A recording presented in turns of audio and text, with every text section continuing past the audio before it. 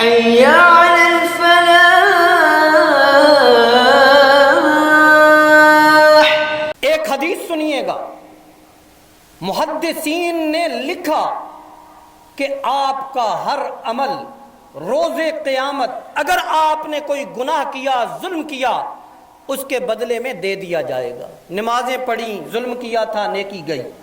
تلاوت کی تھی، ظلم کیا تھا، جس پہ کیا تھا وہ اللہ کے دربار میں آپ سے اپنا قرضہ لے رہا ہے۔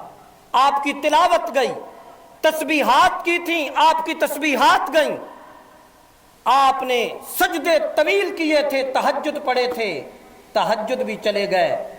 آپ کے نامہ اعمال کے سارے اعمال اس طرف چلے گئے جن کا آپ نے حق مارا تھا۔ اب جو روزہ رہ گیا، روزہ صرف رہ گیا۔ اب اللہ کہتا ہے یہ روزہ اسی کا ہے، یہ کسی کو نہیں دے سکتے۔ روزے کا اجر اس کے لیے خاص ہے، اس کی جزا میں دینے والا خود ہوں۔ کم بختیوں نے جو گھیرا ہوتا ہے نا، تو آج کل تو پتہ ہی نہیں چلتا کہ رمضان آیا بھی ہے یا نہیں آیا۔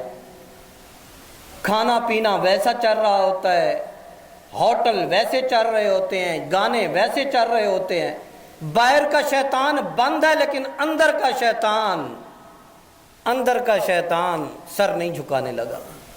تو اللہ تبارک و تعالی نے اپنے بندوں کو موقع دیے۔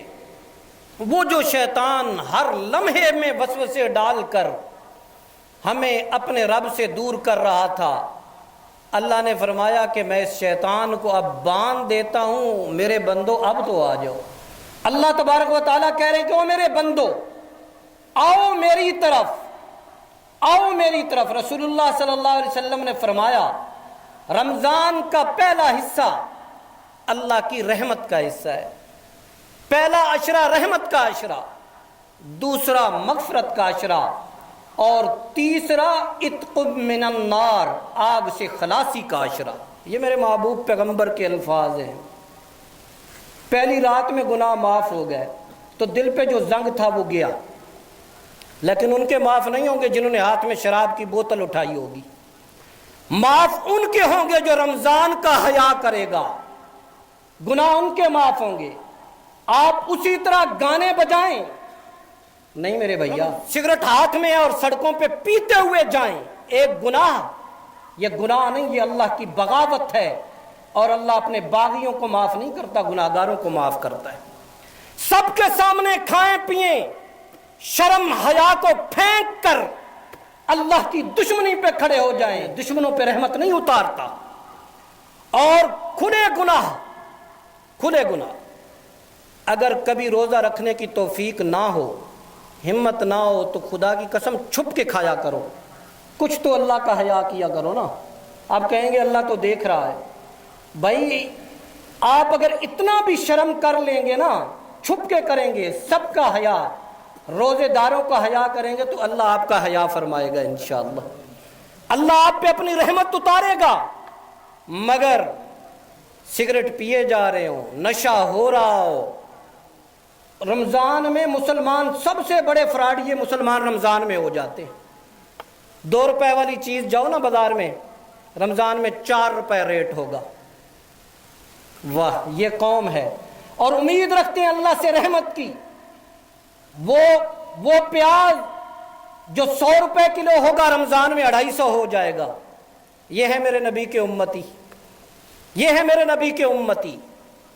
اللہ کے نبی نے فرمایا کہ رمضان میں رزق بڑھتا ہے، اگر تم صاف طریقے سے کمائی کرو تو اللہ اس رزق میں اضافہ فرما دے گا انشاءاللہ۔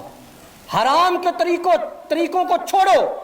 کم از کم جو اس مسجد میں بیٹھے ہیں عہد کریں کہ رمضان میں ہم 2 نمبری نہیں کریں گے انشاءاللہ۔ میرے نبی نے فرمایا کہ رمضان کا استقبال اسی طرح ہوگا نا انشاءاللہ۔ رمضان میں گانے نہیں سنیں گے نا انشاءاللہ۔ رمضان کے روزے رکھیں گے نا۔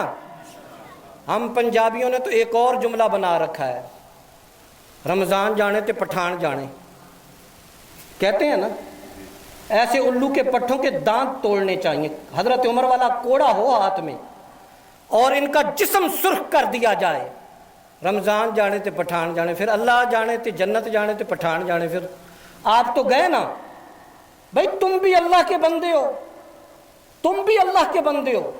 अब तो पठान भी नकली आ गए हैं, सही बात है, अब तो वो रहे ही नहीं ना, अब तो हर चीज में 2 नंबर ही है। दूध भी सिर्फ कट्टे को सही मिलता है, अब कट्टा ही ज़िबा कर देते हैं, उसे भी नहीं मिलता। तो कौम की हालत ही बुरी हो गई। रमज़ान का इस्तकबाल करेंगे इंशाअल्लाह। पहले 4 रोज़ों में तो पूरी तरह तरावियों में शरीक होंगे, नमाजों में शरीक होंगे। रमज़ान के 5 दिन गुजरेंगे तो नमाजी खिसकना शुरू हो जाएंगे, नमाजी खिसकते चले जाएंगे। फिर रमज़ान आखिरी 3 दिनों में तशरीफ़ ले आएंगे। 27वीं की रात को सारे नमाजी मस्जिद में होते हैं, बड़ी तादाद में, मोहल्ले वाले भी आते हैं। कोशिश करेंगे कि हम आपके लिए भी कोई पैकेज लाएं। अच्छा, किस लिए आते हैं? किस लिए आते हैं? ये ख़त्म कुरान पे कि मिठाई तकसीम होगी, मिठाई तकसीम होगी मस्जिद में। ओ भाई, एक मिठाई के जो 50 रुपए का 100 रुपए का पैकेट होगा, उसके लिए मस्जिद में आते हो, शर्म नहीं आती है? उस 50-100 रुपए वाले पैकेट की खातिर मस्जिद में आते हैं और बैठे रहते हैं कि आखिरी तरावी में शामिल होते हैं कि सारे समझे कि पूरी 20 पड़ी है। मिठाई के लिए वो भी मस्जिद में आके 2 नंबरी आखिरी तरावी में। ये सब होता है, आप देखते होंगे। और जिस मस्जिद में ज्यादा मिठाई तकसीम होती है उसमें ज्यादा नमाजी होते हैं, ज्यादा नमाजी होते हैं। अल्लाह माफ़ फरमाए, अल्लाह हमारे करतूत सीधे फरमाए। अच्छा, एक सवाल है, रमज़ान में शैतान तो बंद होता है, हमारी शैतानियाँ क्यों नहीं बंद होती? शैतान तो बंद होता है, हमारी शैतानियाँ फिर क्यों नहीं बंद होती? वो बंद होता है जो अंदर है, ये तो खुला ही होता है ना, ये तो खुला ही होता है। तो इसको भी, इसकी गर्दन भी थोड़ी सी दबाएं। रमज़ान के रोज़े रखेंगे, अल्लाह हम सबको तौफीक अता फरमाए। कुरान की तिलावत करें। वो हदीस दोबारा सुनाता हूँ, अल्लाह के नबी ने फरमाया, इधर से रमज़ान की पहली रात पहला चांद निकलता है, रमज़ान की पहली रात में अल्लाह मेरे उम्मत के सारे गुनाह माफ़ फरमा देता है। और रसूलुल्लाह सल्लल्लाहु अलैहि वसल्लम की बरकत की वजह से ये हमें फजीलत होती है, हासिल होती है। एक दफ़ा कह दीजिए सल्लल्लाहु अलैहि वाला आलिहि वसहबिहि वसल्लम।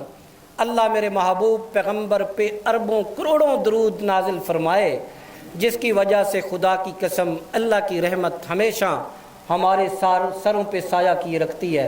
अल्लाह हमें ईमान अता फरमाए।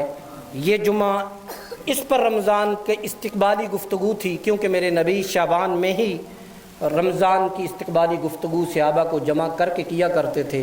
अल्लाह इस सुन्नत पर अमल करने की बरकत से हमारे गुनाह माफ़ फरमाए। व आखिर दावाना अनिल हम्दुलिल्लाहि रब्बिल आलमीन।